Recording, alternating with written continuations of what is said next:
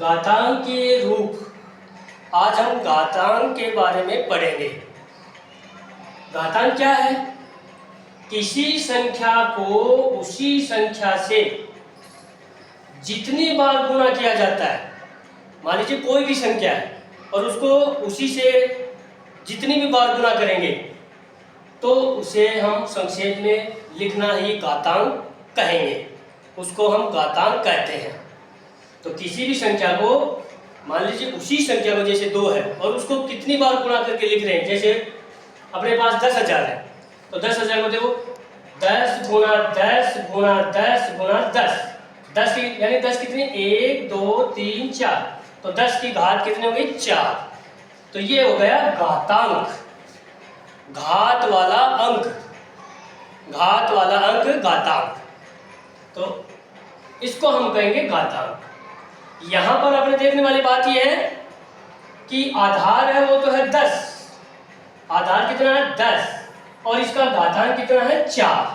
तो इस 4 को, इस 4 को हम कहेंगे घातांक, घात वाला अंक।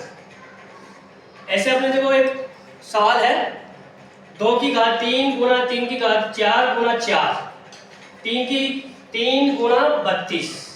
इसको हम सरल करेंगे, सॉल्व करेंगे, हल करेंगे इस सवाल को। तो 2 की घात 3 गुणा 3 की घात 4, अब इस 4 को, 4 को हम घातांक में बदलेंगे तो 2 गुणा 2 यानी 2 की घात 2 हो गया।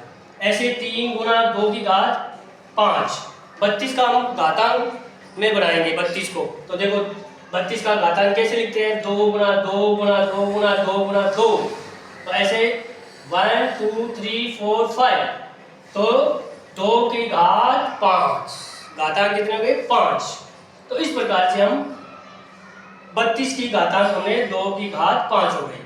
अब यहाँ पे देखो समान घातांक यानी आधार जिसका समान है आधार जिसका इक्वल है, तो देखो यहाँ 2 की घात 3, 2 की घात 5, 2 की घात 2, ये आधार ये समान है। और कोई भी आधार की घातांक जब ऊपर से नीचे बट्टा में हो या नीचे से ऊपर जाते हैं तो वो क्या आता है, उसको हम माइनस कर देंगे।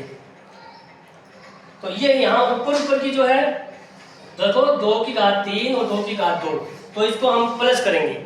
ऊपर जो घातांक है उसको तो उसका तो जोड़ होता है, और नीचे से कोई घात या ऊपर से कोई घात आती है तो उसका माइनस से प्लस, प्लस से माइनस हो जाता है। तो देखो 2 की घात 3 प्लस 2 गुणा 3 की घात 4, नीचे देखो 3 गुणा 2 की घात 5, 3 2 कितने हो गए 5, तो 2 की घात 5 हो गए, गुणा 3 की घात 4 है और 3 गुणा 2 की 5 घात 5। अब क्या करेंगे, इस 2 की घात 5, ये आधार समान है, ये आधार समान है, इसको इसके पास लेके जाएंगे। ये आधार 3 है, ये आधार 3 है, तो ये समान है तो इसको इसके पास लेके जाएंगे। तो क्या हो जाएगा, निशान चेंज हो जाएगा। तो देखो 2 की घात 5 माइनस 5 और 3 की घात 4 माइनस 1, तो 5 में से 5 गए 0 और 4 में से 1 चले गए 3, तो यहाँ तो 2 की घात क्या हो गया 0 और यहाँ 3 की घात हो गई 3। याद रखो किसी भी संख्या की घात 0 हो तो उसका मान 1 होता है। किसी भी संख्या की घात 0 हो तो उसका मान 1 होगा, 1। तो यहाँ देखो 2 की घात 0 इसका मान 1 हो गया, गुणा 3 की घात 3, तो 1 को 3 से गुणा करते हैं वही 3, तो 3 की घात 3। तो इस प्रकार से हम घातांक के सवाल को हल कर सकते हैं। यह है इसका घातांक के रूप। Thank you.